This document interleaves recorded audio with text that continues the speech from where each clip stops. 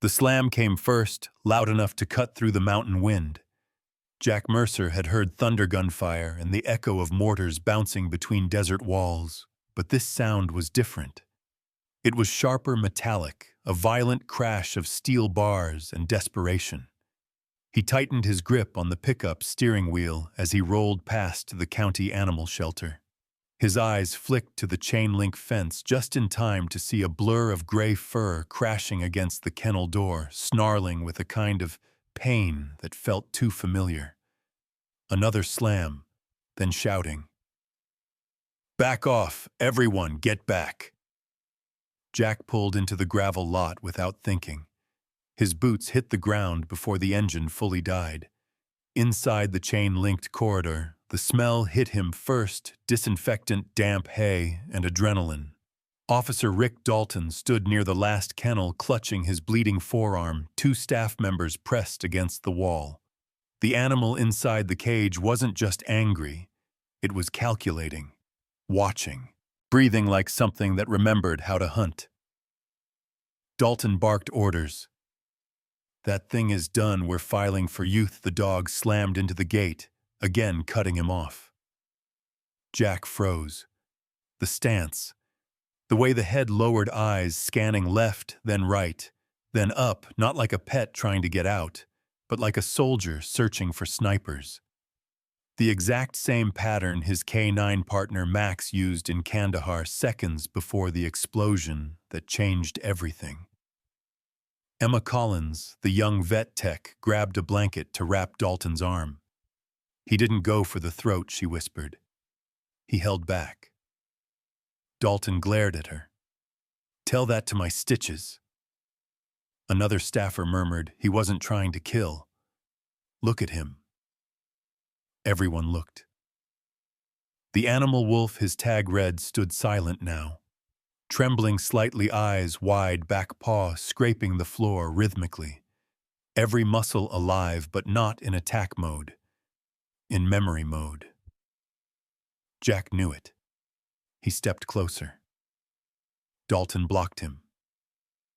"Don't. He'll go at you." Jack didn't answer. The dog didn't either. They just stared at each other. And something in the air shifted enough that even Emma felt it in her chest. For one impossible moment, the snarling monster looked almost afraid. Chief Ron Alvarez arrived, hands up, trying to de-escalate. "All right, folks, let's take a breath. Dalton, get that arm stitched. No decisions until we assess." Dalton spit the words. "You don't assess a missile. You disarm it." Then he looked straight at Jack. "If you open that cage, you better be ready to carry what comes out." That sentence hung in the air. Heavy. Real. No one replied. Jack didn't have to.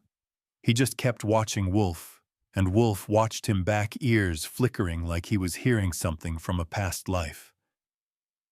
Dalton left. Staff cleared. Chief Alvarez walked over to Jack. "You know something I don't?" Jack hesitated. 15 years of silence hung on his tongue. Then he finally spoke, voice low and cracked. "That dog isn't angry," he said. "He's remembering." Chief Alvarez blinked. He'd known Jack for years, only in silence. Cabin in the hills, rare grocery runs, no small talk, no visitors. Before he could respond, the lights flickered from the storm rolling in across the mountains. Wolf flinched, not in fear but in instinct. And suddenly Jack understood. He's not reacting. He's scanning. Like Max. "Get me a chair," Jack murmured. "A chair," Emma asked. "Wooden. No arms." He pointed to a spot outside the kennel. "Right there." Chief Alvarez looked confused but nodded. Emma grabbed an old stool from the office. Jack placed it 3 feet from Wolf's gate, sat down, and did nothing. No words, no coaxing, no sweet talk. Just presence. Minutes passed. Staff watched from a distance, whispering. Wolf paced in tight circles at first, then slowed. Sometimes he stopped, looked, blinked like he was analyzing this new presence. Dalton from the far hallway scoffed. "You'll sit there till he rips your face off." But Jack didn't move, because in that moment he wasn't in Colorado anymore. He was back in Afghanistan. Dust, heat, the buzz of radio chatter, and one German shepherd lying in the dirt beside him, eyes half closed but alert, breathing slow under his hand. "Steady, Max." He didn't say a word, but Wolf felt it anyway. Something shifted. Quietly. Chief Alvarez asked softer now. "What are you doing, Jack?" Jack kept his eyes on Wolf, showing him, "I'm not a threat." "You could have just said that," Emma muttered. Jack finally spoke, not looking away. "I didn't say I wasn't dangerous. I said I'm not a threat." Even Alvarez let out a low breath. Something about that hit different. The storm outside thickened wind, making the shelter roof groan.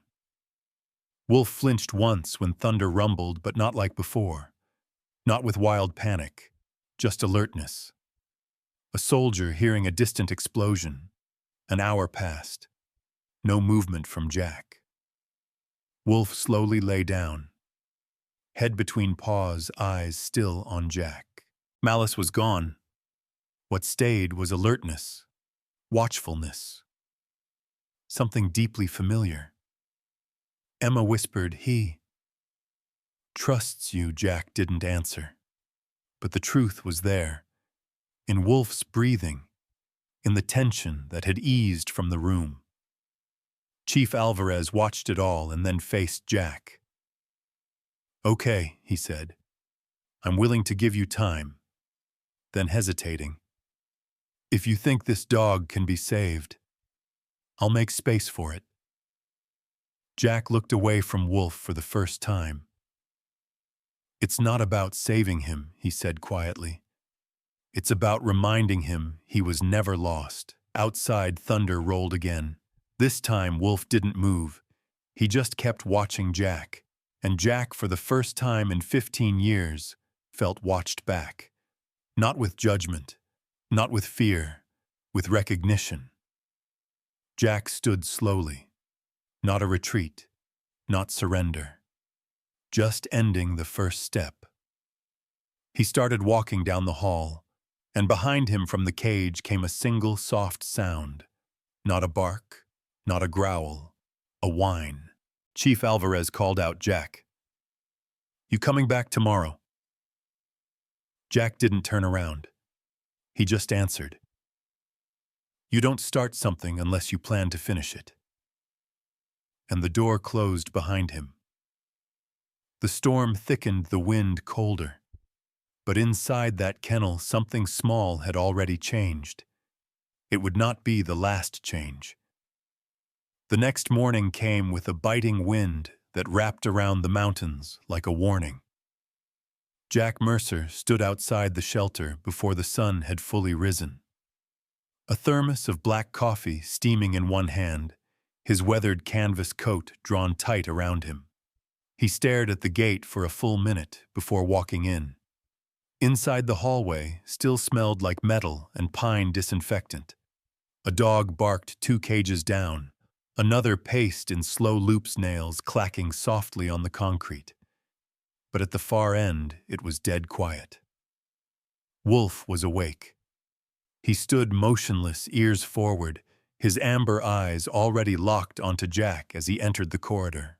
There was no growl this time. No lunging.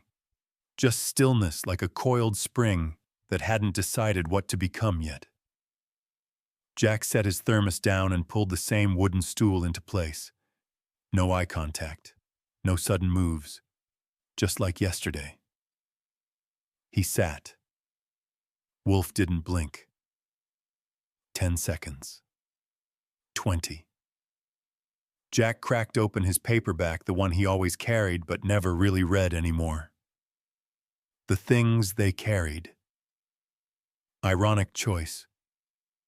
He didn't open it this time. "I'm here," he said, voice barely above the hum of the heating vent. Emma watched from the side hallway, arms crossed over her scrubs.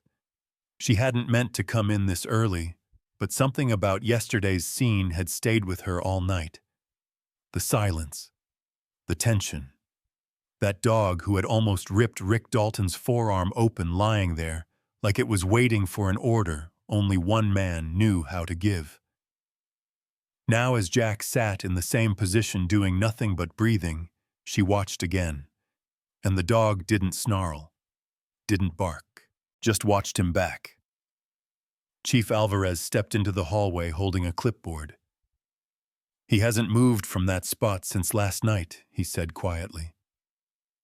Jack didn't reply. The chief leaned against the wall beside Emma. "You sure he's not just waiting to lunge again?" Emma shook her head before Jack could speak. "No. Look at his back legs. He's bracing. Not to spring, just to stand. He's on edge, but I don't think it's aggression." Alvarez rubbed a hand down his face. "That's the thing about trauma. It makes fear look a lot like rage." Emma added almost to herself, "That dog ain't angry. He's remembering." Jack's fingers twitched slightly at that. He didn't look up, but the words struck something. Minutes passed. Then 10.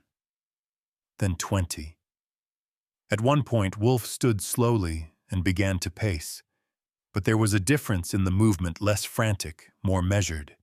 He stopped at the gate, pressed his nose against it. Sniffed once in Jack's direction, then circled again. Jack didn't flinch. Emma finally broke the silence. "How do you know what to do?" Jack didn't answer right away. He closed the book and rested it on his lap. "You don't force trust," he said. "You wait it out. You let them come to you on their own terms." Alvarez narrowed his eyes. "That's handler talk." Jack looked at him sideways. "I was one," he said. The chief sighed. "Yeah, I figured. Max wasn't it." Jack's jaw tightened slightly. Emma noticed but didn't push. She just filed the name away. Jack stood up slowly, joints stiff from the cold floor. "I'll be back tomorrow," he said. "Why not stay longer?" Alvarez asked. "He's already reacting to you." "He's not ready yet," Jack said simply. "We're still in the silence." Before he could walk away, the sound of soft paws caught everyone's attention. Wolf was approaching the gate slowly, carefully.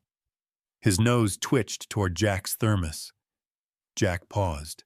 He took a liver treat from his coat pocket, just one, and placed it gently on the concrete near the bars. Then he turned his back to the cage and walked away. Emma's mouth parted slightly. "He's walking away." "He has to know I'm not baiting him," Jack said. "Trust starts when they believe you're not here to take something from them." Behind them, Wolf approached the gate, sniffed the treat cautiously, then ate it. Slow, methodical, like every move still carried the weight of survival. Emma turned to Alvarez. "Okay, this is more than behavior. This is memory." The chief looked at her. "Explain." Emma pulled out her phone, scrolled through a series of intake files, then waved over Maya Reyes, who had just arrived for the late shift. "Maya, check this out." Maya stepped forward, her dark hair pulled into a tight braid under her cap. "What's going on?" Emma pointed to the chip scan record. "Wolf's microchip ID. Look at the last registered handler." Maya's eyes widened. "No way! That's DOD. Department of Defense." Chief Alvarez stepped in. "He's military. Looks like it, Maya confirmed. This chip design, that's military standard, plus the behavior guarding pacing, scanning without reacting. It fits. Emma turned to Jack. You were K9. Jack nodded once. 15 years ago when... And Max, Jack didn't answer. But his silence told them enough. Maya stepped closer to the kennel and looked at Wolf carefully. Some of these dogs are trained to recognize over 60 commands in German, Czech, even hand signals. If he's ex-military, he's not just reacting. He's following programming. Alvarez let out a slow breath. So what? We got a bomb dog with PTSD in a small-town shelter scheduled for euthanasia, Jack spoke, then voice steady. You don't throw a soldier away because he breaks. The words landed hard. He didn't raise his voice, but they hit like thunder. Wolf paced again, slower now, eyes flicking to the empty space where Jack had stood, waiting. Emma turned to Alvarez. We need more time. Alvarez hesitated, then nodded. You've got it. But Rick Dalton's already filing the paperwork. If this dog doesn't pass a behavior test by end of the week, state law says we have to put him down. Jack walked to the door, then paused. Then we better start treating him like something worth saving. Emma and Maya exchanged a look. Outside, the sun was finally breaking through the clouds, casting long light down the hallway. Behind them, Wolf lay down again. Not facing the wall this time. Facing the door Jack had just exited through. Tomorrow would be different.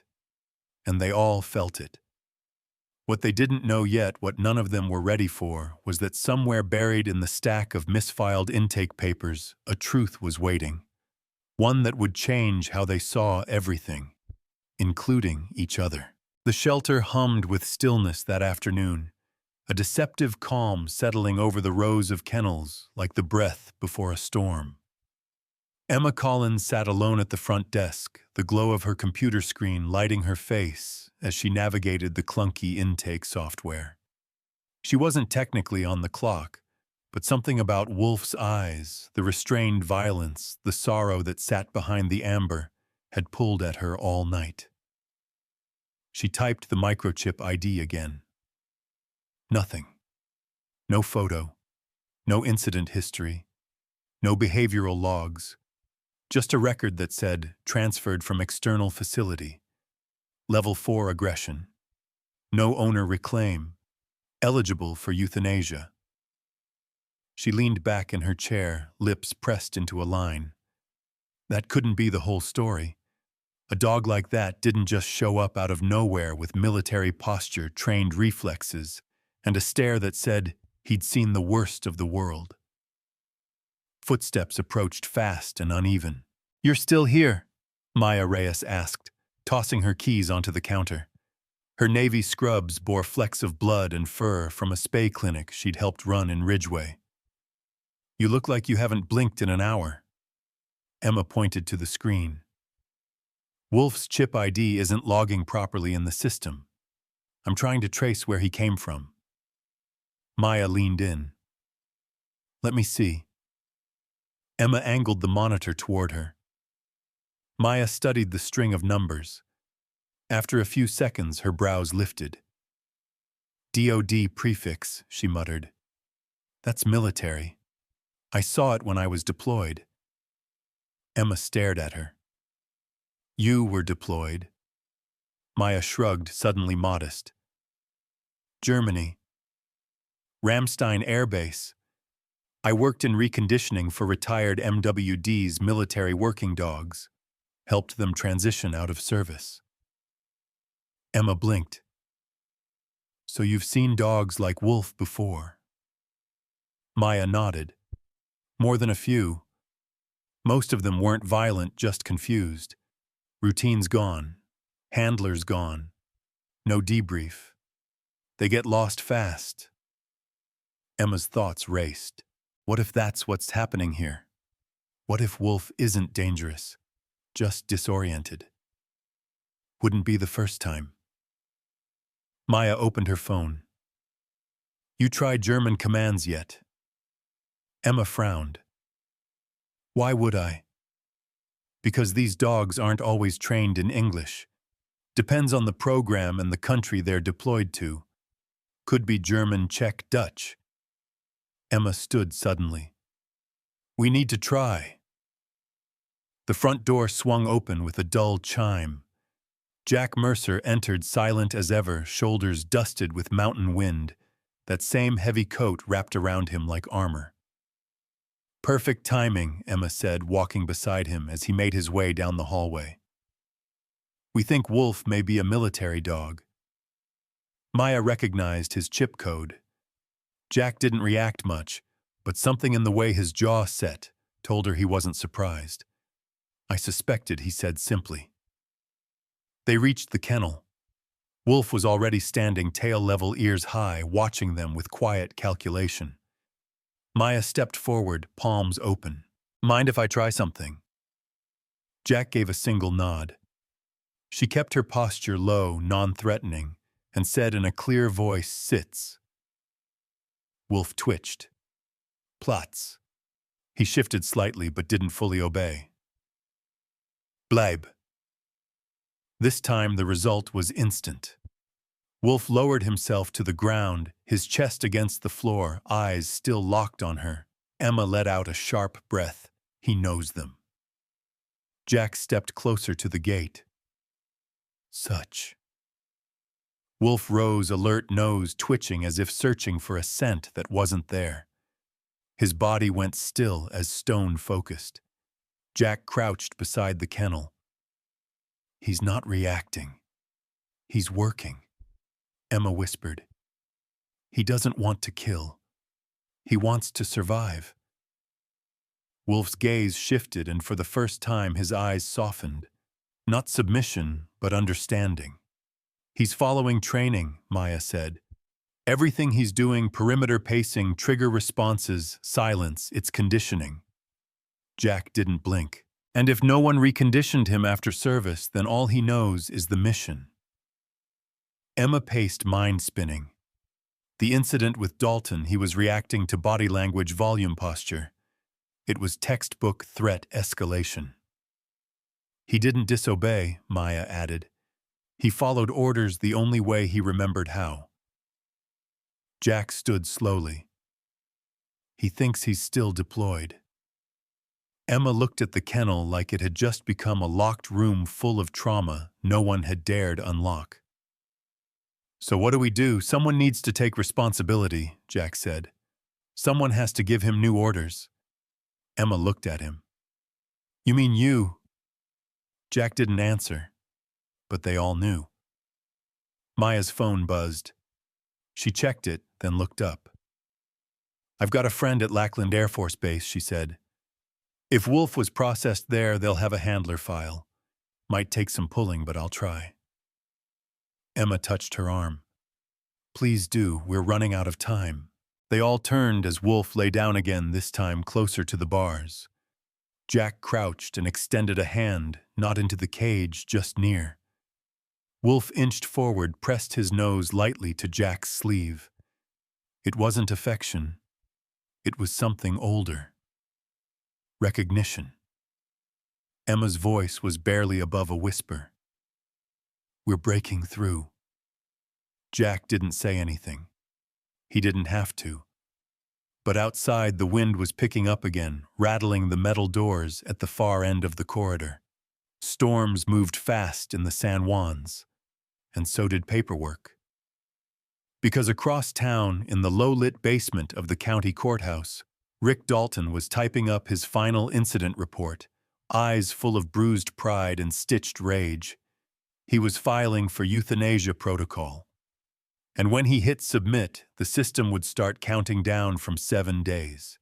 Tick, tick, tick. Under the steel-gray light of dawn, the parking lot of the county shelter was already coated in a thin layer of frost. Jack Mercer's boots crunched against gravel as he made his way toward the back entrance, his breath visible in the morning cold. He'd been dreaming again, if you could call it that. Max had been running ahead, ears high, nose low to the dirt. Then came the flash, the silence, the sound that never really stopped. The dream always ended the same way, Jack waking up, heart-hammering hand outstretched, like he could still call Max back. But this morning, the cold wasn't just outside. It was in his chest. Because he knew something the others didn't. Time was running out. Inside the hallway, lights flickered weakly as Emma unlocked the side office. She looked up, surprised. "You're early," she said. Jack nodded once. "I don't sleep much." "I heard about Dalton," she said softly. "He filed the euthanasia request yesterday." Jack's jaw tightened. Figures. Emma hesitated. "We've got 7 days. That's all. Unless we can prove he's not a public threat or get a rescue organization to claim him, they'll move forward." "He's not dangerous," Jack said. "He's disciplined." Emma gave a half smile. "The system doesn't care about nuance, Jack." They turned as Maya entered a manila folder tucked under her arm. "I've got something," she said. Breathless. "I pulled a favor from a contact at Lackland." Jack's eyes locked onto hers. "What did you find?" Maya placed the folder on the counter and opened it slowly. "Meet Echo 7 Tango, German Shepherd, 5 years old, served 3 tours overseas, assigned to Sergeant Victor Kane. Last listed operation classified, but location tags point to Kandahar. Discharged 2 years ago after behavioral regression following a field explosion." Emma leaned in. "Wolf's real name is Echo 7. Maya nodded. "They assign them by code. Echo for his unit designation, 7 for his deployment number. But here's where it gets weird. The handler, Sergeant Kane, he was declared KIA during the last mission. But look." She turned the next page. A photo. Grainy, low-res, but unmistakable. Emma gasped. Jack froze. It was him. Younger in full gear. Eyes shadowed under a helmet, his arm around a German shepherd mid-snarl. Not Wolf exactly, smaller build, slightly lighter coat, but unmistakably the same lineage. "That's not Kane," Maya said, confused. "That's you." Jack stepped back like he'd been punched. Emma stared at him. "Jack." He looked away. "I changed my name when I came back," he said. "The Army offered me the paperwork. I didn't want to be found." "Why?" Maya asked, voice low. "Because they didn't just retire Max," Jack said. "They retired all of us." Silence filled the room. He ran a hand down his face. "After the last mission, Max took shrapnel trying to shield me. He didn't die instantly. He crawled to me, laid his head in my lap, and waited. And His voice cracked. "I couldn't stop the bleeding. I radioed, screamed, begged, but they were evacuating the site. Too many losses. I watched him die, and I didn't even get to bring him home." Emma reached out instinctively, but Jack stepped away. "I buried Max myself. No flag, no ceremony, just a marker in a canyon no one visits." Maya whispered, "Wolf isn't Max." "No," Jack said, "but he's someone's Max, and no one came for him." They all stood quiet. Emma finally said, "You trained these dogs. You know how they think." "I know how they grieve," Jack replied. Suddenly Wolf barked. A single sharp sound from down the hall. Not aggression alert. Jack turned and headed down the corridor. Emma and Maya followed. Wolf stood at the edge of his kennel, pacing tightly, nose to the air. "Something's wrong," Jack said. Emma checked the security monitor. A white van had pulled up. A man in a dark uniform was walking toward the main entrance with a clipboard. "Animal control," she said. "Fast-track euthanasia review. If they assess him as too dangerous, they'll override the deadline." Jack's eyes went cold. "They're not even waiting the full week." Emma's voice cracked. "Jack, we're not ready." He turned to her. "Then we make them wait." The door buzzed.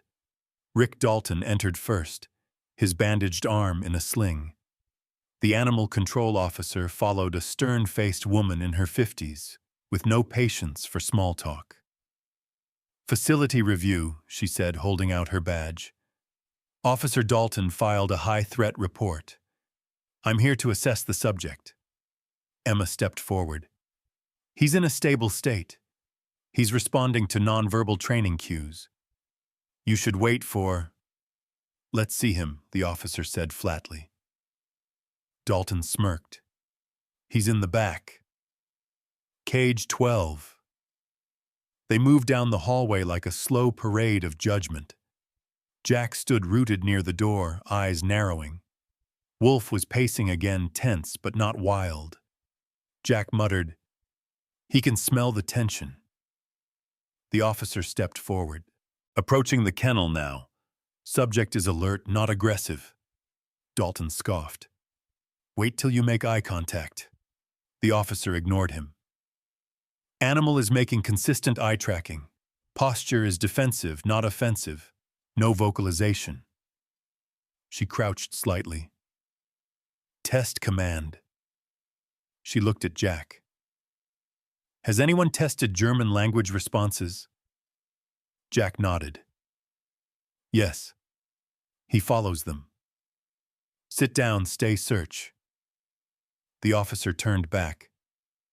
"Sits." Wolf sat instantly. "Platz." He lay down. Dalton's smirk vanished. "Remarkable," the officer said, taking notes. Dalton stepped forward. "Try approaching." "He'll snap." Jack's hand rose. "Don't." But the officer already moved. One step closer. Then another. Wolf stayed down. No bark. No growl, just stillness. She turned to Jack. "One more test." "May I?" Jack stepped into her line of sight, calm. "Let me." He knelt beside the bars, eyes level with Wolf's. "Such," he whispered. Wolf stood, nose twitching. Jack opened his palm against the gate. "Bleib." Wolf froze in place. Everyone waited. After 10 full seconds, the officer lowered her clipboard. "This dog is not feral. He's trained, disciplined. Possibly a PTSD case, but not a threat under structured handling." Dalton looked like he'd been slapped. "I'll file my findings within 24 hours, the officer said. "Unless further aggression is documented, euthanasia should be deferred." She walked away. Jack didn't move. Emma stared, stunned. "You just bought us time." Jack nodded. "But we need more than time." He stood turned toward Maya and Emma. "We need proof of what Maya asked." Jack looked back at Wolf. "That this dog isn't just salvageable. He's still on the mission." And down the hall, Wolf wagged his tail, once slow and deliberate, like a soldier acknowledging his orders had finally arrived. In the next chapter, they'll learn what mission Wolf was trained for, and what unfinished business he's still carrying. The air inside the break room was heavy with silence and burnt coffee. Jack stood at the window, staring at the snow-covered ridge just beyond the tree line, his reflection barely visible in the glass. Behind him, the manila folder sat open on the table, pages spread like a crime scene waiting to be solved. "Echo 7 was trained for search and intercept," Maya said, flipping through the handler files again. Kandahar deployment logs confirm it. Bomb detection, human tracking, field surveillance. The best of the best. Jack nodded slowly. That's what I thought. Emma sat beside her, fingers tapping nervously on the table. But it still doesn't explain the aggression profile. Level 4 doesn't happen without cause. Jack turned. It's not aggression. It's unfinished orders. Maya frowned. You mean... He's still trying to complete something. Jack moved to the table and tapped on the last page of the report. Look at the timeline. Echo's last deployment ended abruptly. The mission was scrubbed after Kane after I was marked KIA. Emma blinked. You said Max died that day. Jack's jaw clenched. He did. But I didn't. At least not officially. They thought I went down in the blast. I got pulled out under blackout protocol. Classified evac. By the time I came to the army, had already moved on, filed the paperwork, buried my name. Maya leaned forward. But that means Echo never saw the end of the mission. He never got the shutdown command. No reassignment. No decompression. He was left in mission mode, Jack said. Probably passed from one handler to another without context. Nobody knew how to deactivate the code. Emma whispered, so, in his mind, the mission's still live. Jack looked her dead in the eyes. That's exactly what I'm saying.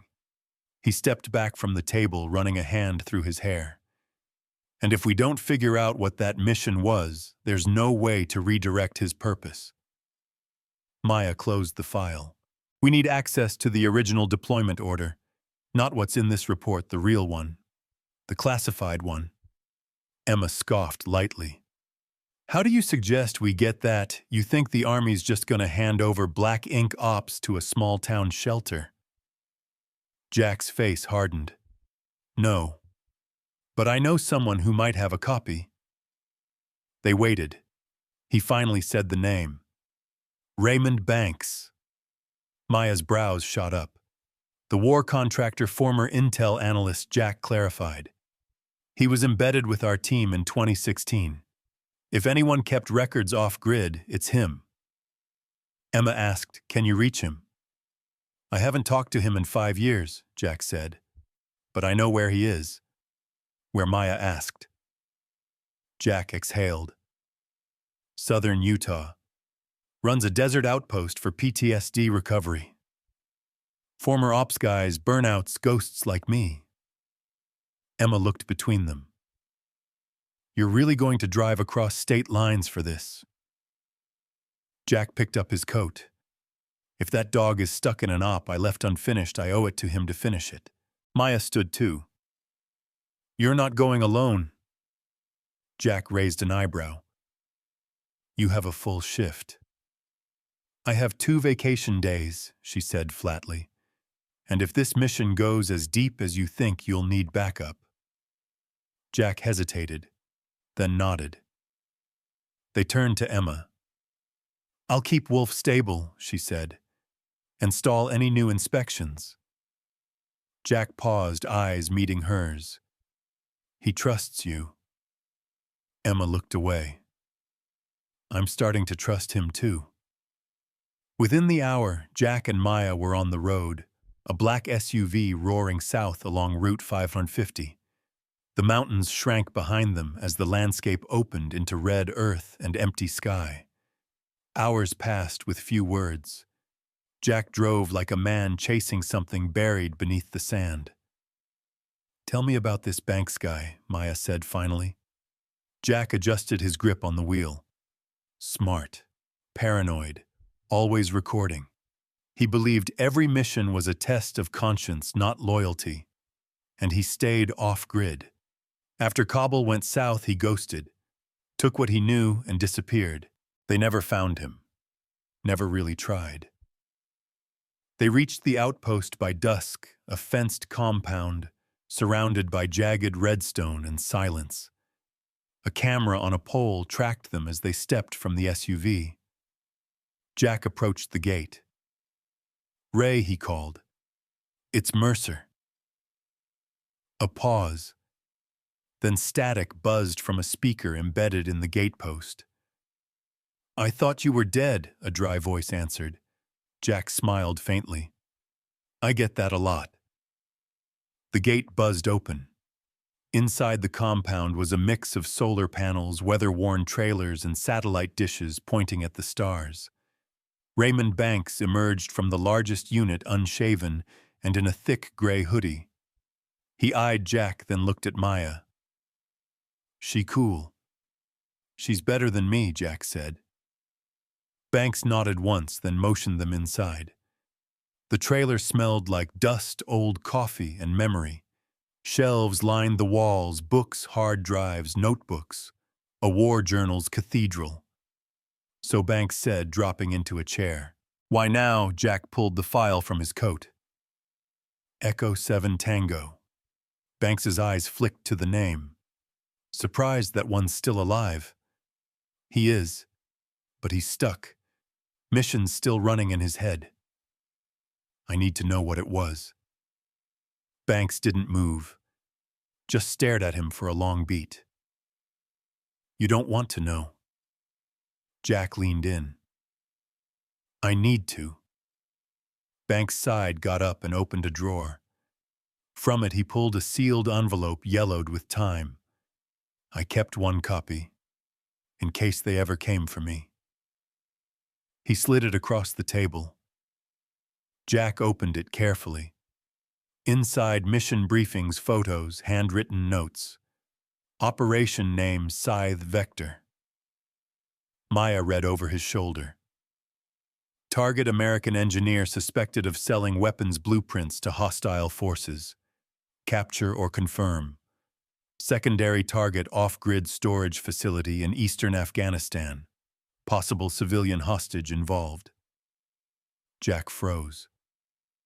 "That's not what they told us." "They lied," Banks said. "It wasn't about weapons. It was about leverage. The hostage, she was real, a teenage girl, the daughter of a whistleblower. You were never supposed to rescue anyone. Just confirm the kill." Maya's face went pale. "And Echo?" "He was trained to locate her. But once you went down, the op collapsed. Command pulled the plug. Everyone else was reassigned. Echo got left behind." Jack whispered, "That's why he's still searching." Banks looked at him. "They used that dog as a sensor, not a soldier, just a tool. But you bonded. You made him loyal." Jack's voice turned cold. "They broke him." "No," Banks said. "They gave him no end." Jack looked up. "Can you give me the deactivation code?" "There isn't one," Banks said. "But if you can take him back to the place it all ended mentally, you might be able to rewire the pattern." Maya asked, "How smell?" "Terrain. Sound." A handler's voice. "It has to feel like resolution." Jack sat back. "Then we bring the mission to him." He folded the papers, tucked them into his jacket, and stood. As they stepped outside, Banks called after him. "Mercer." Jack turned. "Just remember, the mission was a lie. But the loyalty, that dog's still holding the line." Jack nodded once. Then it's time someone held it with him. They headed for the car, the sky above burning with the last red of day. And miles away, back at the shelter, Wolf stared at the wall of his kennel. Still waiting. Still listening.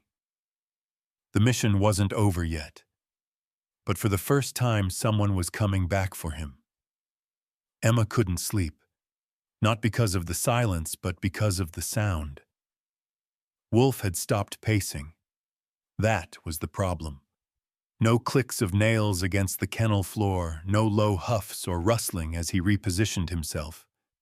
Just stillness. like the dog knew something was shifting and was preparing for it in his own quiet way.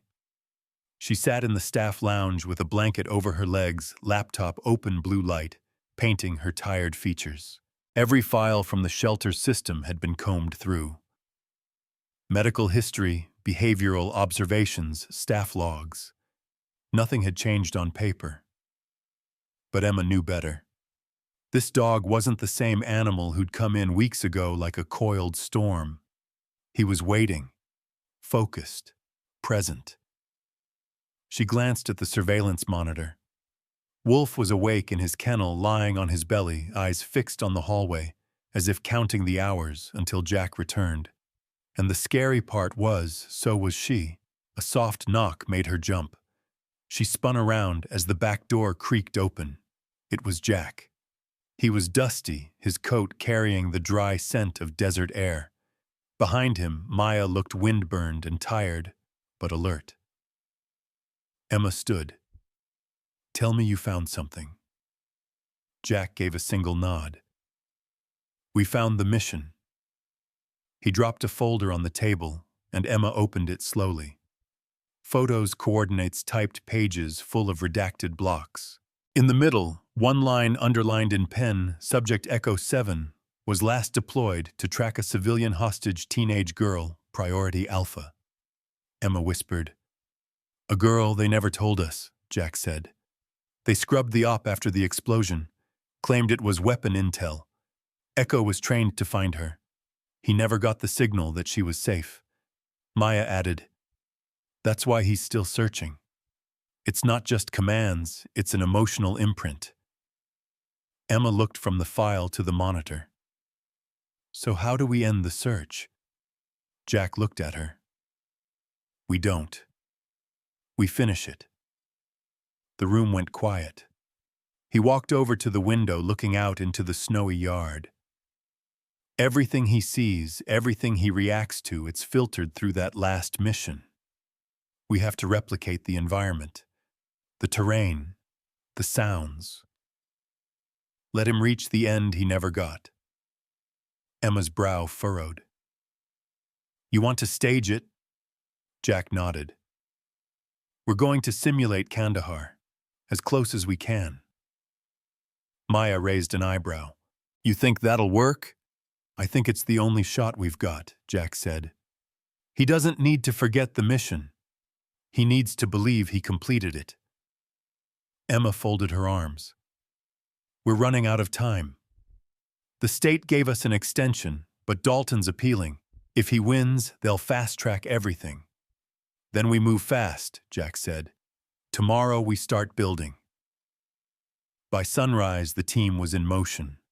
Emma called in favors from the local search and rescue group, who had training fields outside of town. With their permission, they converted a remote corner of the property into a rough replica of the Afghan terrain, rocky paths, old oil drums, broken fencing, and buried scent markers.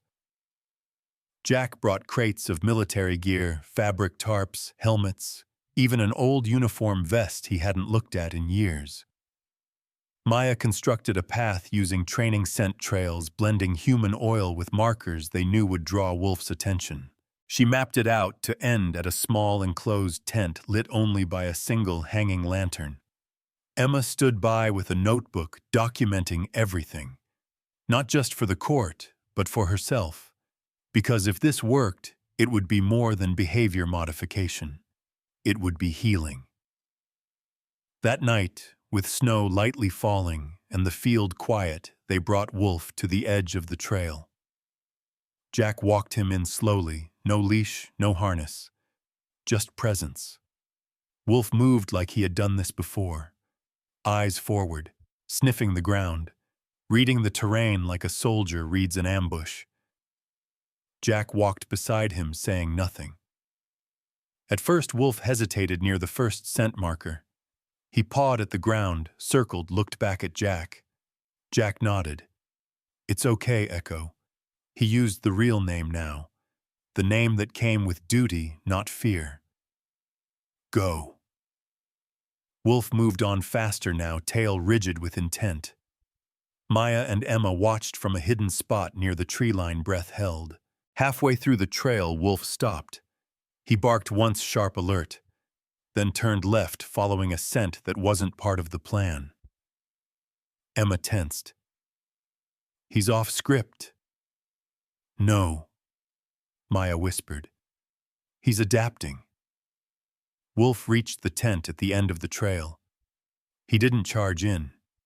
He sat at the threshold, nose twitching, posture alert. Jack stepped into the clearing behind him. She's in there, isn't she? He said softly. Wolf looked back at him. Then he lay down. Not like earlier commands. This was different. This was surrender. Emma felt her throat tighten. He thinks she's safe, she whispered. Maya nodded, tears threatening. Jack crouched next to him, placing a hand gently on Wolf's back. You found her echo, he said. Mission complete. Wolf exhaled through his nose and rested his head on Jack's boot. No tension, no readiness, just peace. Back at the shelter later that night, Jack sat with Wolf in the quiet hallway. The dog was asleep, twitching softly in his dreams. Emma joined him, leaning against the wall. How do you feel? She asked. Jack stared ahead. Like I'm finally home. Emma nodded slowly. We submit this tomorrow. The full report, video footage, logs, psychological analysis. If they deny the euthanasia petition after this, Wolf gets full clearance for rehabilitation and adoption. Jack glanced down at the dog. I'm not letting him go to anyone else. Emma looked over. You want to adopt him? Jack shrugged. I think maybe he already adopted me. They sat in silence for a while. Then Emma asked, what if the board still says no? Jack's voice was quiet but certain. Then I'll fight them until I run out of breath. Wolf stirred in his sleep, then settled again.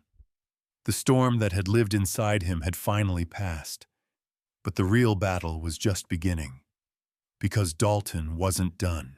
And in the shadows of the system, something was moving, something that would make Wolf's redemption far more dangerous than they ever imagined. But for tonight, there was rest. And in that rest, the first honest peace either of them had known in years. Rick Dalton lit a cigarette with a hand still stiff from the stitches. He stood in the parking lot outside the county municipal building, watching the last sliver of sun disappear behind the hills. His breath fogged in the cold air, but the anger in his chest burned hot and bitter. Wolf wasn't supposed to be alive. He'd filed the report, checked every box, even included the bruises and his medical evaluation. And still, somehow, they'd delayed the euthanasia. Behavioral improvement, they said. Trauma-induced aggression, they added. Bullshit. That dog was broken dangerous, and now he was the town's new rescue poster child. Dalton dropped the cigarette, crushed it beneath his heel, and pulled out his phone. He scrolled through a list of numbers until he landed on one labeled Only Gray. He hesitated for a second, then hit call. The voice on the other end answered after one ring. We told you to be discreet. I was. Dalton snapped. But the plan's unraveling. Mercer's back. He's protecting the dog. There was a pause. Then Mercer is alive. Dalton's jaw tightened. He's alive and he's got the dog cooperating. You need to pull the plug before this spreads. You just made this bigger than it needed to be, the voice said coldly. We'll handle it. The line went dead. Dalton pocketed the phone. He didn't care what they did, only that the dog was erased, for good. 2 days later, the hearing was scheduled. Emma stood in front of the mirror in the shelter's bathroom, straightening her blazer for the 4th time. Her palms were sweating. She hated this kind of thing. public speaking courtrooms, the judgmental way people stared like you were trying to sell something instead of saving a life. But this wasn't about her. It was about Wolf. Jack appeared in the doorway, a black folder under his arm. "You ready?" "Not even close," Emma said. "But I'll show up anyway. That's what counts." They drove to the county board office in silence, tension thick between them. Jack's fingers drummed against the folder in his lap, and Emma noticed him glancing at the rearview mirror more than usual. "Something bothering you?" she asked. "Just being careful," he said.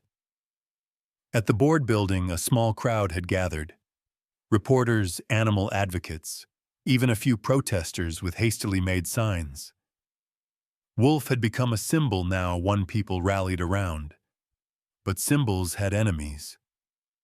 Inside the board chamber was sterile and gray. 5 members sat behind a long table. At the front sat Dalton Smug in a navy suit, his sling off, though he still favored the arm like it ached when convenient. Emma took a deep breath as their case was called. The board chair spoke. "Shelter Advocate Collins, you may proceed." Emma stepped forward, notes in hand. But she didn't read them. She looked directly at the panel. 2 weeks ago, the dog in question was considered dangerous. Today, I present to you a different story, not of a threat, but of a trauma survivor. This is a trained military working dog left without proper decompression or reassignment. His reactions were not random, they were instinctual, conditioned, and we have proof. She gestured to the screen behind her where video clips played Wolf responding to commands in German, Wolf lying down during simulations, Wolf pressing his head into Jack's lap. Maya followed with the deployment logs, handler documentation, and expert statements on canine PTSD. Finally, Jack stood. He didn't speak like a soldier or a trainer. He spoke like someone who had known loss. "I trained dogs like him for years. We taught them to protect, to track, to risk their lives for us. But when we left the field, most of them were discarded. No re-entry plan, no therapy, just silence. You don't get to break something, then call it defective because it doesn't fit in a cage." He placed a photograph on the table. It was Max, my last partner. He died shielding me. Wolf Echo is the same. Loyal, trained, and alone. The board fell silent. Then Dalton stood. "With all due respect," he said, "this is sentimentality. That dog attacked an officer. He's unstable. We cannot base public safety on emotional speeches." The chair raised a hand. Enough. A vote was called. 4-1. Euthanasia petition denied. Wolf was cleared for rehabilitation. Cheers erupted in the back of the room. Maya hugged Emma, both women crying. Jack sat down slowly, breathing deeply, as if a part of him had just been given back. Outside, the press swarmed them. Emma answered questions, Maya gave short statements. Jack stood slightly apart, watching, scanning. It was then he saw the black SUV, unmarked, parked at the edge of the lot, engine running. The man in the passenger seat wore sunglasses even though the sky was overcast. Jack felt his pulse spike. "Emma," he said, "we need to go now." They returned to the shelter within the hour, but something was off. The power had flickered. The front gate's digital lock had reset. Inside, Wolf was pacing. Jack entered the kennel room, crouched beside him. "What is it?" Buddy Wolf didn't bark. He growled low, focused, then turned his nose to the back wall. Jack followed his gaze. A vent cover had been unscrewed. He stepped closer. Inside, a small black device was wedged between the duct walls. "Tracker," he muttered. "Or a mic." Maya appeared behind him. "What's going on?" "We were followed." Someone was inside while we were gone. Emma's face turned pale. You think it's Dalton? Jack shook his head. No, he's just the bait. This is bigger. He turned to Wolf. They're not done. That night they moved Wolf to a safe house, an old ranger station Jack used to manage. Secluded off-grid. No Wi-Fi. No power except a generator. It was temporary, but necessary. Because whatever operation had started in Kandahar hadn't been buried like they thought. Someone still wanted silence. And Wolf, he was the last witness. As Jack looked out into the snow-covered woods, he whispered the line that had once ended every mission briefing, eyes open. No one's coming. It's just us now. The war wasn't over. It had just changed zip codes. The wind howled against the sides of the ranger station like something feral trying to claw its way in. Jack stood at the window, eyes narrowed at the dark tree line. Snow fell in erratic flurries, masking tracks and sound alike, but Jack's instincts weren't fooled. Something was coming. Not tonight, but soon. Behind him, Wolf lay by the fireplace, eyes open, ears twitching at every distant crack or snap. He hadn't fully relaxed since the court decision, and Jack hadn't either. You feel it too, huh? Jack muttered. Wolf didn't move, but his gaze remained locked on the window. Maya entered the room carrying 2 steaming mugs of instant coffee. She handed one to Jack, then crouched beside Wolf, stroking his back gently. I tripwired the perimeter, she said. If anyone approaches the trail or fence, we'll hear it before they get close. Jack took a sip and stared into the flames. They're not going to come at us directly. Not yet. First, they'll try to erase the trail. Maya raised an eyebrow. Trail to what? Jack pulled a photo from his pocket, the same grainy surveillance image Banks had given him. It showed a man in desert fatigues walking with a young girl toward a black transport vehicle. The girl's face was circled. Her, he said. She's the key. Maya blinked. You think she's alive? She has to be, Jack said. If she's dead, they would have buried this years ago. But someone kept the file open, which means someone's still watching. Maya frowned. So what now? We chase a ghost? Jack stood and grabbed his backpack. No, we make them chase us. The plan wasn't complicated. It was reckless, borderline stupid, but clean. Jack and Maya would take Wolf and head to Denver, where one of Banks's old allies ran a private data center beneath a fake printing shop. The kind of place where secrets went to hide until the right people asked the wrong questions. Emma would stay behind, maintaining the illusion that Wolf was still in the safe house. By the time anyone realized he wasn't, they'd be too far to intercept. At sunrise, they left. Maya drove. Jack sat in the back with Wolf, who had accepted the crate without resistance, a sign of trust that hit harder than Jack expected. Halfway through the pass, Maya asked, why now? Why push this when the shelter cleared him? You could have walked away. Jack looked out the window, the mountains rising like sleeping giants around them. Because they didn't clear me, he said. They just forgot I existed. And I'm done hiding. The print shop was exactly what Jack remembered, dingy awning, faded paint, the words, Parkside Press and Ink flaking off the glass. Inside, an old man with a beard like snow and eyes sharp as razors greeted them with a nod. You Mercer, he asked. Jack nodded. We need access. Without a word, the man flipped a switch beneath the counter. A panel in the back wall clicked open. Maya blinked. That's not suspicious at all. Jack smirked. He's never been great with subtlety. They descended into a cold basement, lit by a dozen humming servers and machines that looked like they hadn't seen daylight in years. The man sat at a terminal and gestured. Plug in. Jack inserted the encrypted flash drive Banks had given him. The man's fingers danced over the keys lines of code flickering across the screen. Searching for Project Scythe Vector. Time passed in uneasy silence. Then beep. Got a hit, the old man said. 2 connected nodes. One scrubbed. The other live. Eastern Montana. Cold storage bunker decommissioned in 2012. Jack leaned over. Coordinates, the man handed him a slip of paper. That's not just a bunker, Jack said.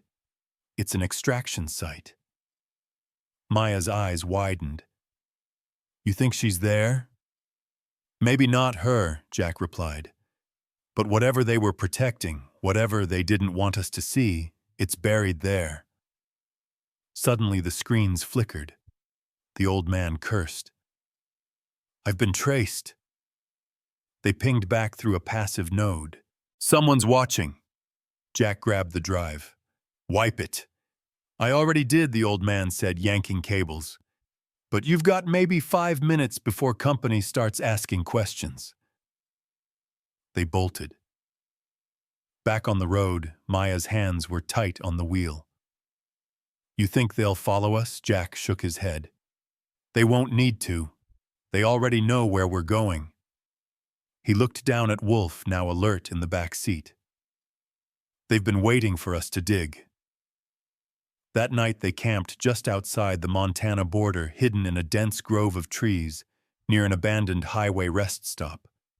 It was bitterly cold, and the generator was dying. Maya tried the radio again. Static. No signal, she muttered. We're blacked out. Jack didn't respond. He was staring at the map, the coordinates burned into his brain. Maya finally asked, what are we even hoping to find out there? Jack looked at her. Closure. She paused. For him, for all of us, Jack said. Then he added quietly, they used Wolf as a weapon, trained him to find someone innocent, and then left him behind when it went sideways. And when I didn't die, I became a liability too. This bunker, it's where the loose ends go. We find it, maybe we find the truth. Maya looked at Wolf, who was watching her like he understood every word. What if the truth's worse than what we imagine? Jack zipped his coat. Then at least we're not imagining anymore. By sunrise, they were on foot, trekking across frozen dirt and windswept terrain. The bunker was exactly where the coordinates promised, an iron hatch buried beneath moss and rust. It took 2 crowbars and every ounce of muscle to pry it open. Inside stairs. Concrete walls. Silence. Jack clicked on his flashlight. Maya followed Wolf between them, moving like a soldier entering enemy ground. The deeper they went, the colder it got. Then they reached the door. It wasn't locked. Jack pushed it open slowly.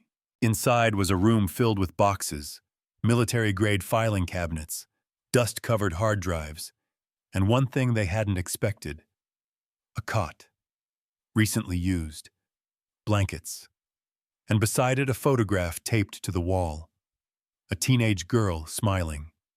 Same girl from the surveillance photo, older now. Beneath it, a handwritten note. Echo will never stop looking. That's how I know I'm still alive. Maya whispered, she's been here.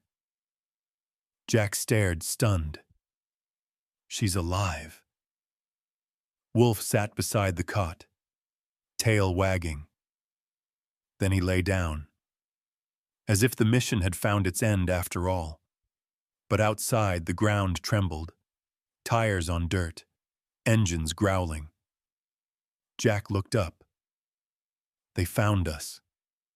The truth hadn't stayed buried, and now neither could they.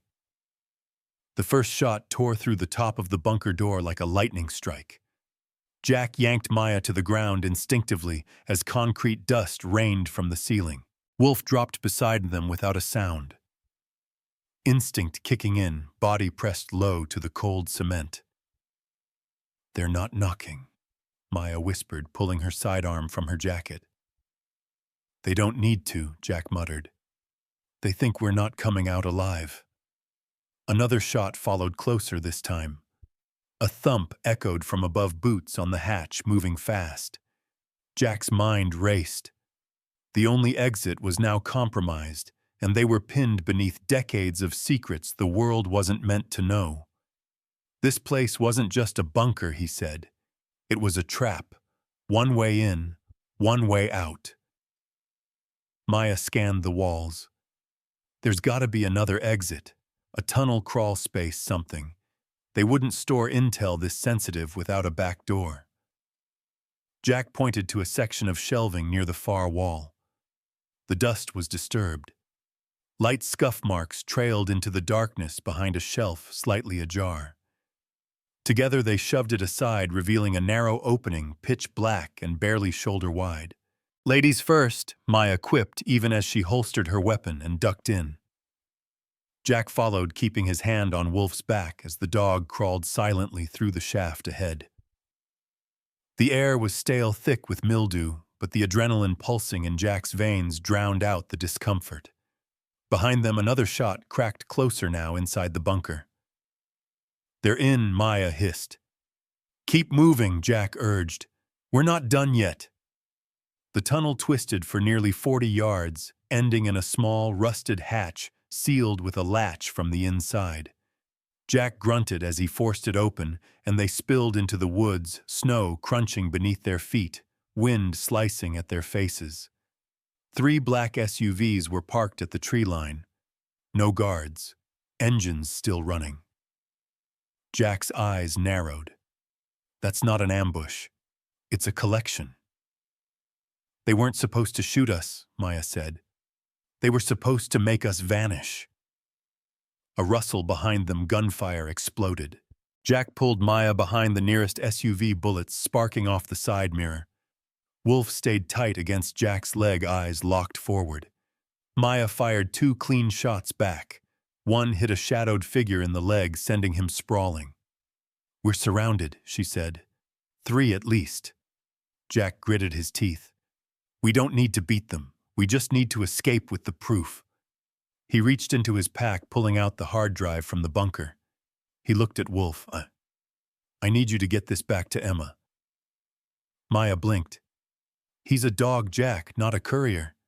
"He's a soldier," Jack said, strapping the drive into a vest pocket on Wolf's chest. "He'll find her." Jack cupped the dog's face. "Echo, go home." "Emma." Wolf didn't hesitate. He turned and vanished into the trees, fast and low. Gunfire erupted again as the mercenaries realized the drive was leaving. "That'll get their attention," Maya said. Jack nodded. "Good. Let's make it count." They sprinted into the forest opposite Wolf's trail, weaving between trees, forcing the enemy to split. The cold was punishing their lungs, burning as they climbed a steep ridge. Jack stumbled once, caught himself on a tree trunk slick with frost. Maya grabbed his arm. "You okay?" "Yeah," he wheezed. "Just 36 and bullet dodging in Montana. Perfect weekend." More gunfire, closer this time. They slid down the other side of the ridge, landing hard near a frozen creek. Maya looked back.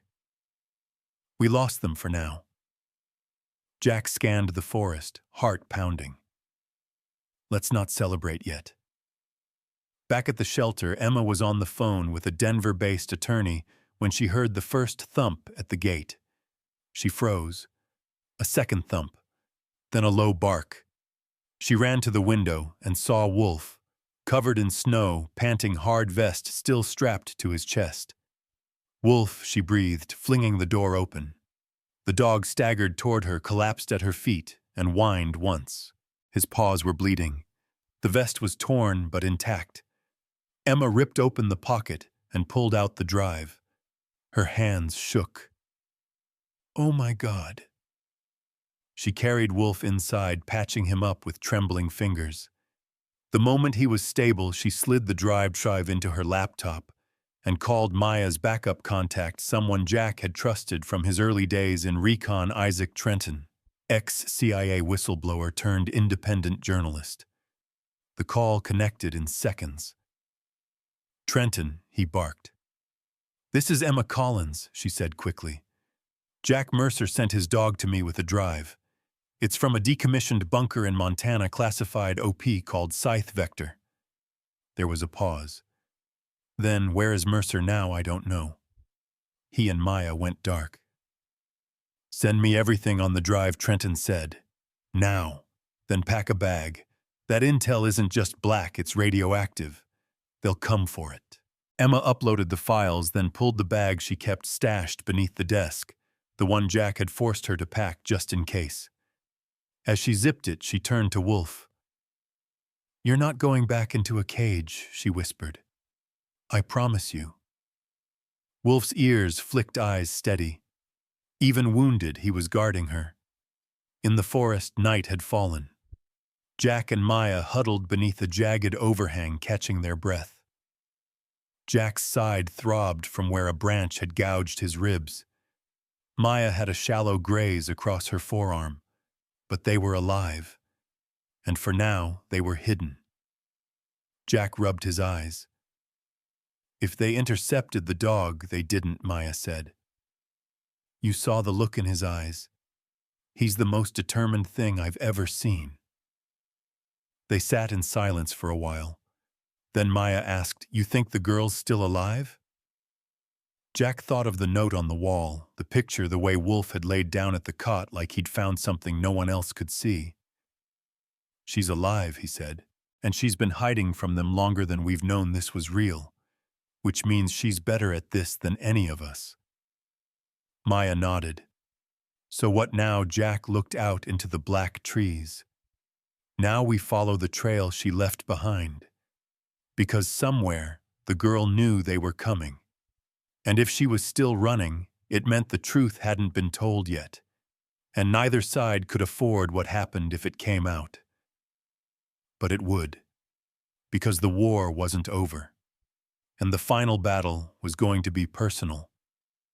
Snow clung to Jack's beard like ash, each flake stinging against his raw skin as the wind bit through his jacket. Dawn broke slow and gray over the Montana ridge, washing the forest in muted color. He and Maya hadn't slept more than an hour, but adrenaline and purpose kept their steps steady. They moved silently, following shallow tracks left by an ATV barely visible in the frozen earth. Whoever had used the bunker last didn't cover their trail well enough. Jack suspected it wasn't carelessness, but arrogance. The kind that comes from years of never being hunted. Wolf's message had been clear. The girl was alive, and she was close. "They know we're coming," Maya said quietly, adjusting the strap on her rifle. "You sure you want to walk straight into it?" Jack didn't answer immediately.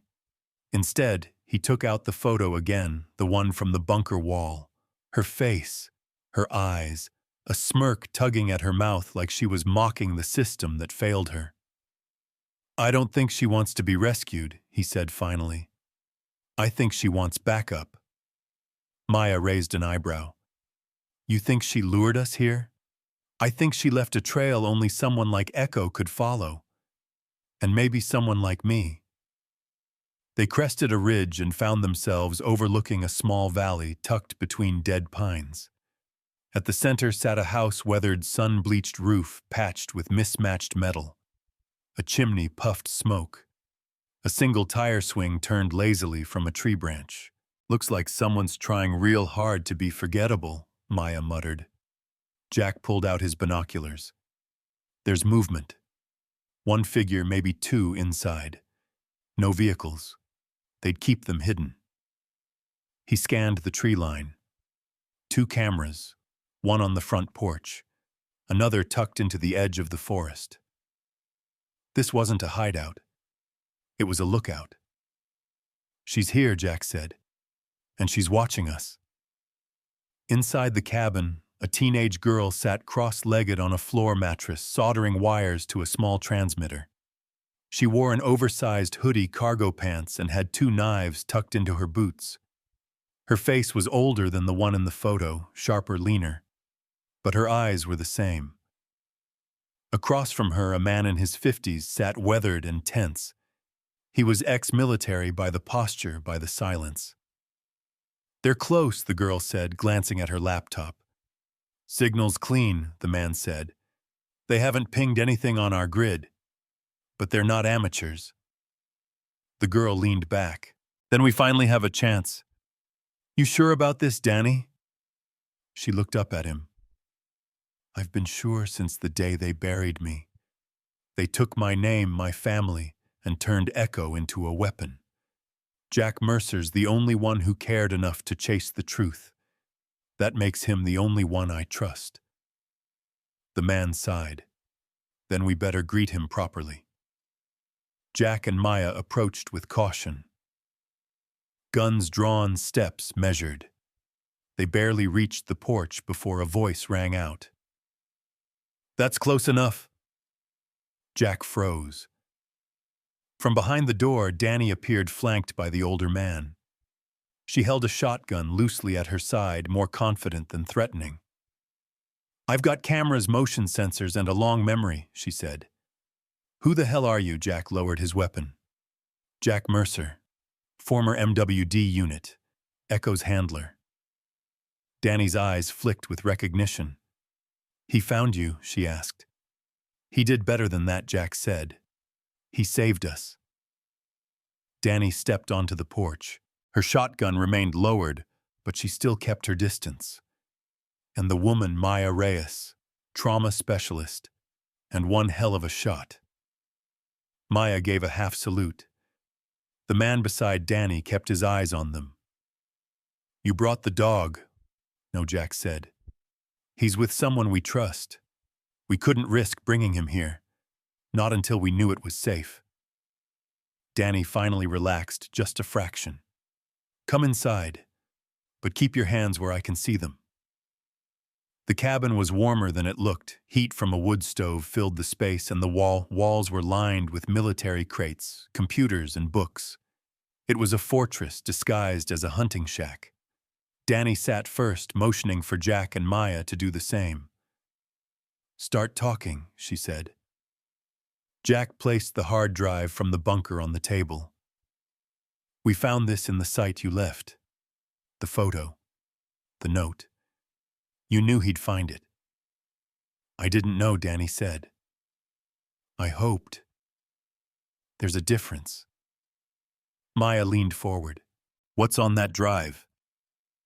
"Why are they willing to kill for it?" Danny looked at her mentor, who gave a silent nod. Then she spoke. "It's proof of Project Scythe Vector. The entire operation, surveillance footage, medical logs, field notes.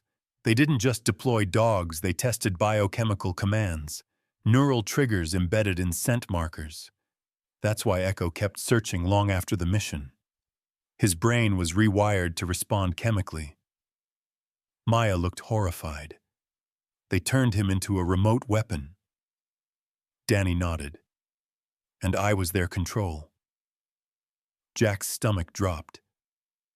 "You were the girl he was tracking." Danny's voice was quiet. "I wasn't kidnapped. I was placed. My family had been threatened, so I agreed to be a decoy. They told me it was a one-time deal. Echo would find me and then the mission would end." Her voice trembled. "But the explosion wasn't part of the plan. Someone sabotaged the retrieval team. They wanted the mission to fail so they could erase it. Kill the dog. Kill me. Clean the slate." Jack sat back, reeling. "Jesus." "I escaped," Danny continued, "with help from him." She gestured to the older man. "He was part of the retrieval team. Went AWOL when he realized what they were doing." Maya looked between them. "So why not go public?" Danny gave a hollow laugh. With what a corrupted drive, a traumatized war dog. I needed proof. I needed Mercer. Because you're the only name Echo still recognized. Jack clenched his fists. Then let's finish this. Danny's eyes lit with fire. There's one last site. A vault near Cheyenne. It holds the master log, every test, every subject, every handler. If we get in, we blow the whole thing open. Maya frowned. And what?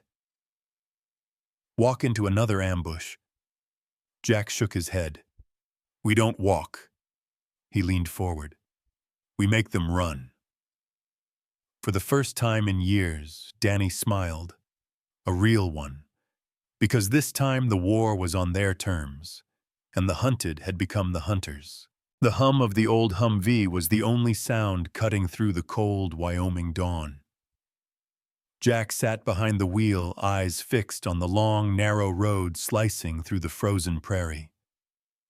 Beside him, Maya was loading mags with methodical calm, and in the back seat, Danny stared at a worn topographic map, every inch of it memorized by now. The safe house was long behind them. The final destination ahead, Vault K-29, an old NORAD subsidiary site built during the Cold War and reactivated briefly during Operation Scythe Vector. Their mission was simple: get and retrieve the master log and expose everything. But nothing about it was going to be easy. Once we cross the perimeter, Danny said, tapping the map, we'll have 2 minutes before the motion sensors activate. The vault's on a dead power grid, but their fail-safes will still be operational. Pressure plates, manual tripwires, and someone will be watching. Jack nodded, hands tightening on the wheel. That's fine. We're not here to play safe. We're here to end it. He reached into the glove compartment and pulled out a dog tag, scratched, bent, burned around the edge. Max's, Maya noticed. You bring him with you every time. Not every time, Jack said softly. Only when I need him. The words hung in the silence between them. Then Danny muttered, let's burn this place down. 30 miles out, they abandoned the Humvee and continued on foot, cutting across icy foothills and jagged ravines. The air got thinner, the tension thicker. They wore all black tactical gear, lightweight, silent, and ready for war. Danny moved ahead, scanning with night vision goggles, even though the sun had started to rise. 2 guards by the service entrance, she whispered. 1 smoking, 1 bored. Jack raised his scope. They're mercs. Not military. Probably third-party hired to babysit an empty shell. Or so they think, Maya added. They circled around the east ridge and descended toward a snow-covered loading bay. Jack counted 3 cameras and 1 overhead turret system that hadn't rotated in years. Dead system, Danny confirmed. They never bothered to fully reboot the defense grid. Which means they think no one's coming, Jack said. He smiled grimly. Let's knock. Maya lobbed a flash grenade.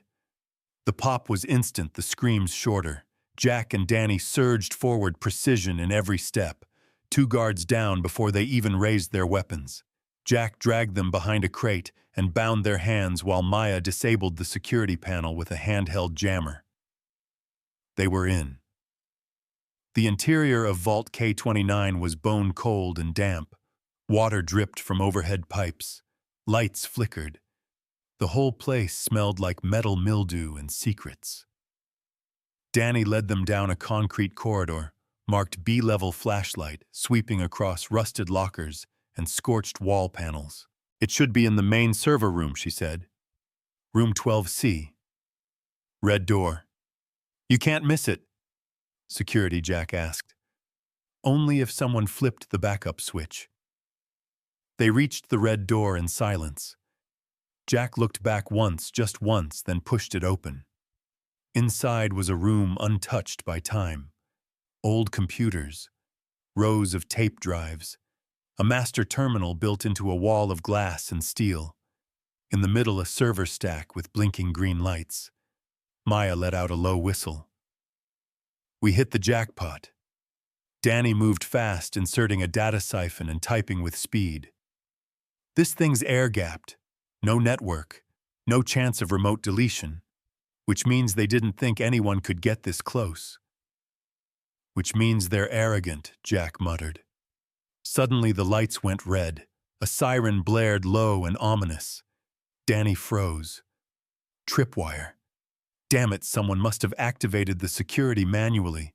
Which means we're not alone anymore, Maya said, drawing her pistol. Jack moved to the hallway, rifle raised, and then he heard it. Footsteps. A dozen. Maybe more. Moving fast. He turned back. Danny, how much longer? 5 minutes. Maybe less. Jack looked to Maya. You hold the east wing. I've got the entrance. And me, Danny asked. Jack stared at her. You finish the upload. No matter what. He stepped into the hall and ducked into cover just as the first shots rang out. The enemy was fast, tactical trained. Not the same rent-a-cops from the perimeter. These were ghosts, the kind of men who didn't wear patches or ranks. He returned fire, forcing them into cover, buying time. Maya flanked from the side corridor, catching one in the shoulder, another in the thigh. Screams echoed through the steel halls. And then, silence. Jack's radio crackled. 2 down, 1 wounded, 3 still pushing. Copy, Jack said. Hold them. Back in the server room, Danny was sweating. The download bar ticked slowly toward completion. She heard boots again, closer this time. She grabbed her sidearm, stepped to the edge of the server stack, and waited. The door opened. But it wasn't an enemy. It was a woman. Late 40s. Pale suit. Cold eyes. Danielle Harlow, the woman said. You've gone through a lot of trouble for a ghost. Danny didn't lower the gun. I'm not a ghost. I'm the mistake you couldn't erase. The woman didn't flinch. We gave you purpose. Safety. You were a nobody before us. I was a child, Danny snapped. Behind her, the server chirped. Download complete. Danny didn't wait. She pressed the button on the drive side and tossed it to the floor as smoke began to hiss from its seams. The woman's eyes widened. What did you do? Danny smirked. It's on a loop. Uploaded to 6 mirrors already. You lose. The woman raised her pistol, but Jack was already behind her. 1 shot. Clean. She dropped. Danny turned wide-eyed. Jack lowered the rifle. Told you. We finished this together. They didn't leave through the front. They took the north corridor up a forgotten maintenance shaft that led to a cliff face above the valley. It took 20 minutes and everything they had left, but when they emerged into the light, the weight was different. Lighter. Like the war had finally shifted. They didn't speak much on the hike back to the truck stashed in a logging camp 5 miles out. Jack only said one thing as he stared at the rising sun, blood crusted on his hands. Max's tag clenched tight in his fist. We weren't the ones who broke the system. We were just the ones who refused to be buried beneath it. 3 weeks later, the world looked different. The snow had melted in the lowlands, and with it something else had thawed, something heavier than ice. Headlines spread across every major news outlet, independent blogs, whistleblower sites, Project Scythe, Vector exposed. Black Ops bio-warfare program linked to domestic experimentation. Decorated military dog labeled a weapon survives termination order. They didn't use Jack's name in the official reports, or Maya's, or Danny's. But those in the know, the ones who had buried the truth and locked the vaults, they recognized the footprints left in the ashes. And they knew it was over. Emma watched the news from her tiny apartment in Boulder Wolf, curled up beside her, muzzle graying but eyes alert. When his photo flashed across the screen, head held high, Medal of Valor gleaming beside his name, Emma reached down and scratched behind his ears. "You did it," she whispered. "You came home a hero." He didn't react like a regular dog. He just stared as if he understood. Maybe he did. In a quiet town on the edge of New Mexico, Jack and Maya sat on a bench facing a worn-out baseball diamond, surrounded by laughter kids and a distant mariachi tune floating from a taco truck. Jack had grown a beard again, the kind Max would have made fun of. Maya wore sunglasses and a tattered denim jacket. She hadn't touched a weapon in days. "How long you think we've got before someone comes looking?" she asked, sipping a soda. Jack shook his head. "No one's coming." She raised a brow. "They're done," he said. "We didn't just burn their records. We lit their exit strategy on fire. Anyone still out there is too scared to show their face." Maya glanced at the children playing. "And what about Danny?" Jack smiled faintly. "She's got her own trail now. Different name. Different future." Somewhere along the Oregon coast, Danny stepped off a greyhound with a duffel bag slung over her shoulder and her hoodie pulled tight. She looked like any other runaway, but her eyes held storms older than her years. She walked past a bookstore and stopped. In the window was a paperback with a simple cover, a silhouette of a shepherd against a backdrop of war. The title read, "The Ghosts We Trained." The author was listed as anonymous. She smiled not because it was over, but because it had been told. And someone somewhere would read it and know the system wasn't untouchable. She kept walking. Freedom wasn't a place. It was a direction. A month later, Jack got the letter. No return address. Just a single sheet of paper folded in half with a photo inside. It was a picture of Danny smiling beside a young shepherd pup, with one floppy ear and a crooked tail. Scrawled beneath it in blue ink were 5 words, "Not every ghost stays lost." Jack held the photo for a long time before sliding it into his jacket pocket. That night, he and Maya lit a fire behind the cabin they were renting and sat in silence watching sparks drift into the stars. She finally broke the quiet. "Do you regret it?" He didn't answer at first. Then no. Not a damn second. Maya exhaled, leaning back. "You ever wonder why it had to be us?" Jack nodded. "Every day."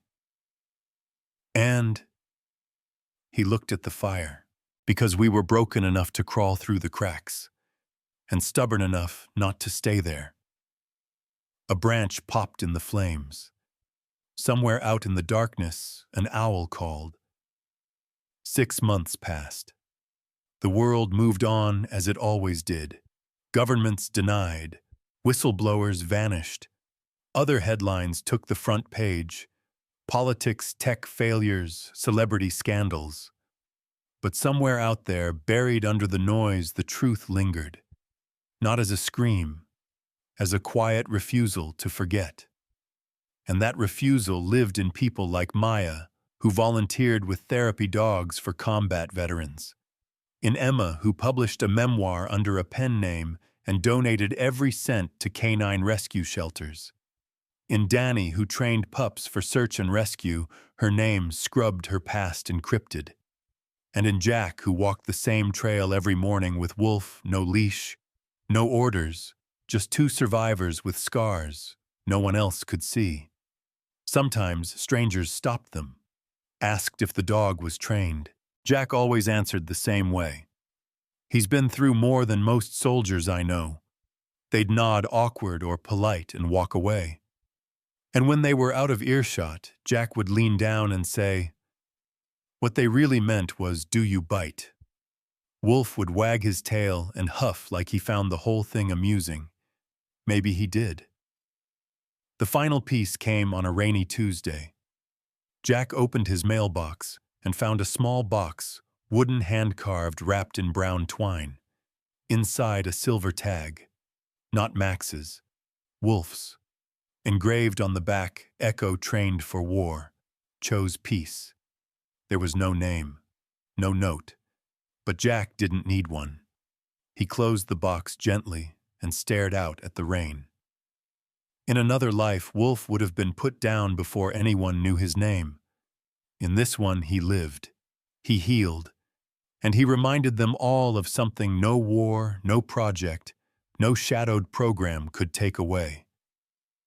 That loyalty wasn't just obedience, it was choice.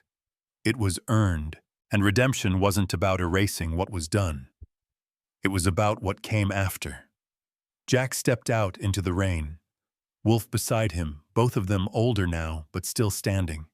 Because the world breaks many, but a few choose to get back up, and those few, they carry the weight, so others don't have to. The story ended there, not with a bang, not with applause, but with a walk, side by side, into whatever came next.